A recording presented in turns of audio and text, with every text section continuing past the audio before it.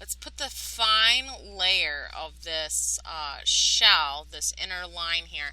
Let's put that layer in first. And then when it's dry, we will add an additional layer of black, not black, but brown for the spots. Just lightening up my line there. So I'm going to go in with my golden tan color here.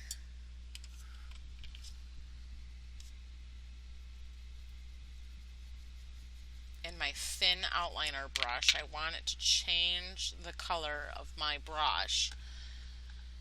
And I'm just going to draw in this outline. You know what? I'm just going to add little dots in here so I can maintain that color, because that's not going to be enough paint. So just take your extra paint and just dab it across your shell. And then go back to spreading again. We're doing a lot of drag and pull here today because we got a lot of filler shade that we got to put in. Damp brush, no paint, drag, drag, drag, spread, spread, spread. You should get a really pale, soft, golden kind of color here, or a soft pale color of whatever you've chosen for your shell, your base color. It doesn't have to be the same as mine. It's your art, your choice. We're literally just getting in this kind of soft, yellowish, tannish kind of design here. We're literally going to paint in the rest using dark once this is dry. Here I wouldn't worry about the salt. I would only use the salt on your flippers to make a statement with texture.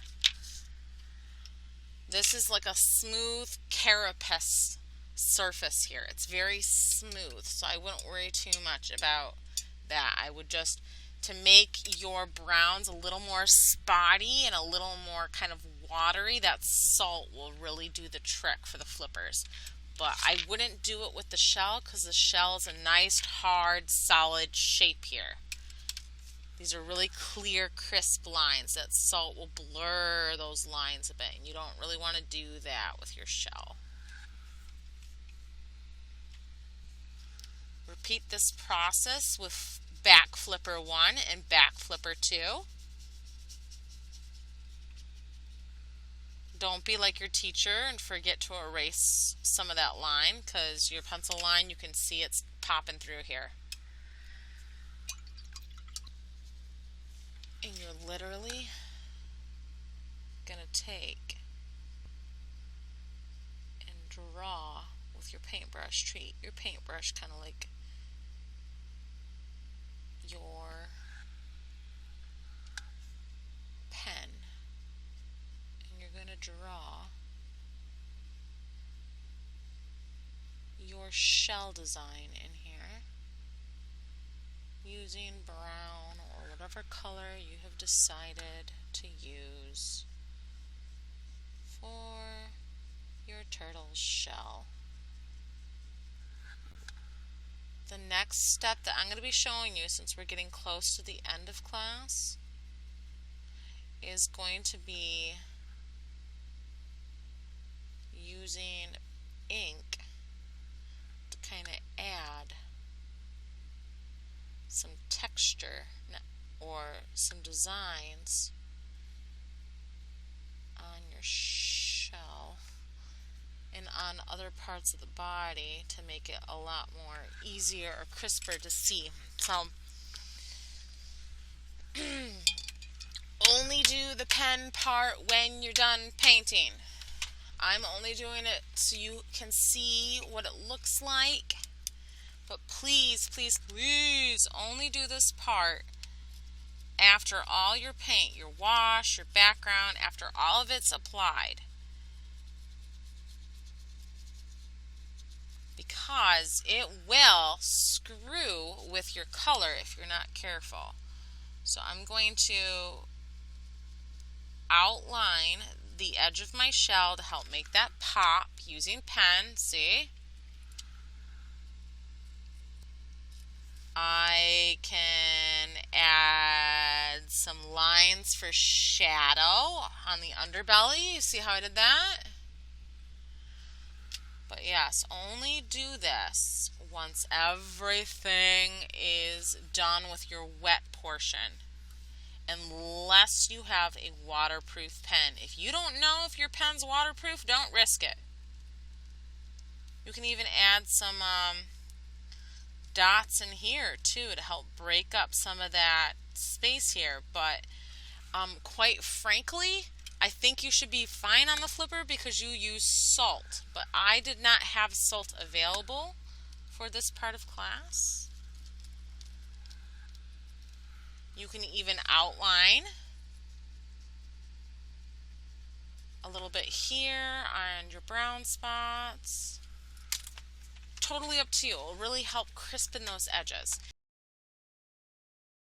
So now that you've had a sneak peek at how to do the ink portion, I'm going to quick go through and finish the spots for this turtle and the turtle itself.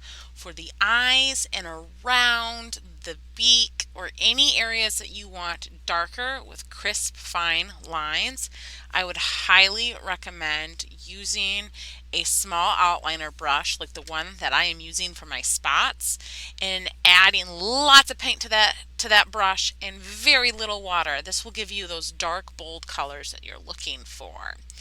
So I kind of quick sketched in. What did I do here?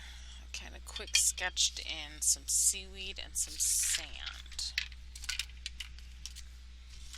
Use some of my oil pastel to create the different colors in the seaweed. Oil pastel is kind of like paint on a stick. Some green streaks here. And seaweed's really free flowing, so I'm not really going to worry about it looking a certain way. And I have some dark green here too that I'm going to put next to the edge. Remember, you don't have to do the same thing that I'm doing. If you want seashells or treasure chest or a sunken ship or whatever in the background, totally up to you. I'm just showing you how to kind of mix oil pastels and how they act when you apply watercolor near or around them. Your art, your choice. Put in my sand.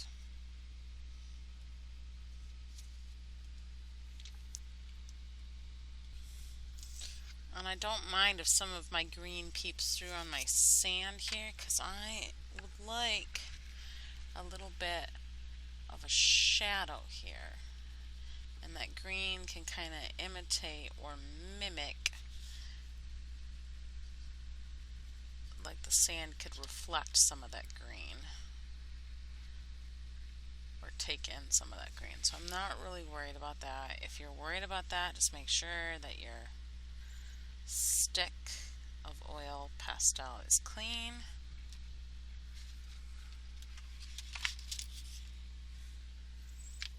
And then clean off your fingers before you start putting in your wash. Now that I am done with my oil pastel part, I'm going to start putting in my wash of blue. You don't really need a lot here. You really don't. In fact, this little droplet of blue right here is what I'm going to use. Now the trick to washes is you add a thin layer of water and then just a little bit of paint. See?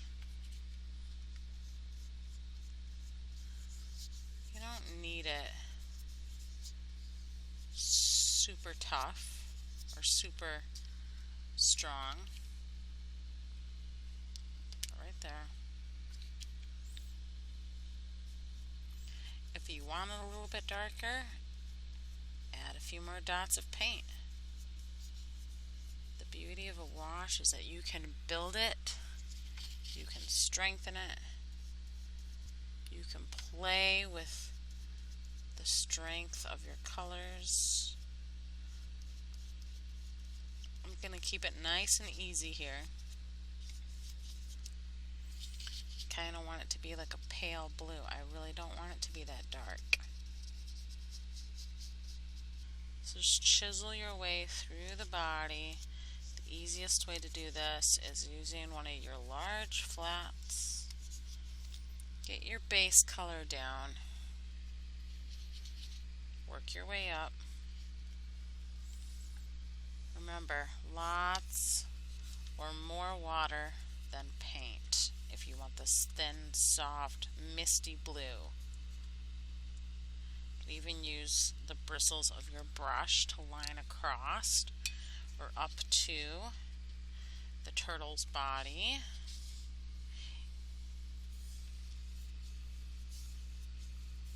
But it should be pretty simple. Now I'm using really long streaks here to kind of represent the flat current or flat tops of the water. As I get closer to the top here. But it's totally up to you what you want to do. If you want green in your water, you can mix some green in here.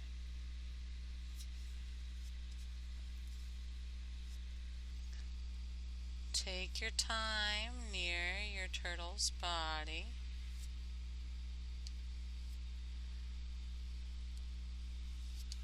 Remember, more water equals less control too, so just keep that in mind. You might want to move your brush in the direction in which you want your currents to be. So I'm going to add some sideward strokes here. You can always build on your current by adding some additional paint, like right here. This is what I'm doing here. I'm using a mostly dry brush, a little bit of paint, and then I'm using my brush bristles to kind of create a texture in each stroke. You see the lines? Paint. I know I can paint over these plants if I really wanted to. I'm just going to dab my way through it.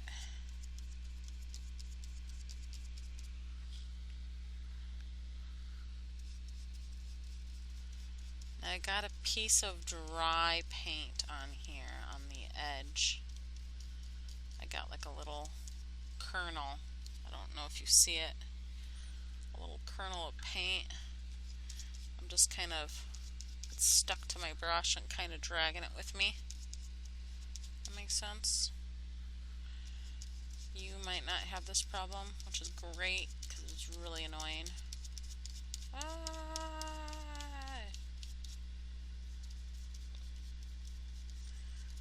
But it's paint and I'm cheap and I don't want to throw it out, so I'm just going to try to use it to my advantage here and just thin it out piece by piece with a little bit of water at a time. This is why you don't see me revisiting my paint palette. It's because literally I have a kernel of dried watercolor. There he is. Get out of here. Watercolor paint stuck to my brush.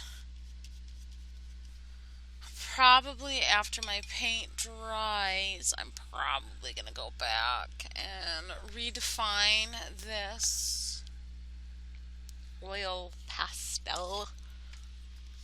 Give it a little bit of an oomph. But yeah, you can see my line strokes in here too to create a little bit of a current.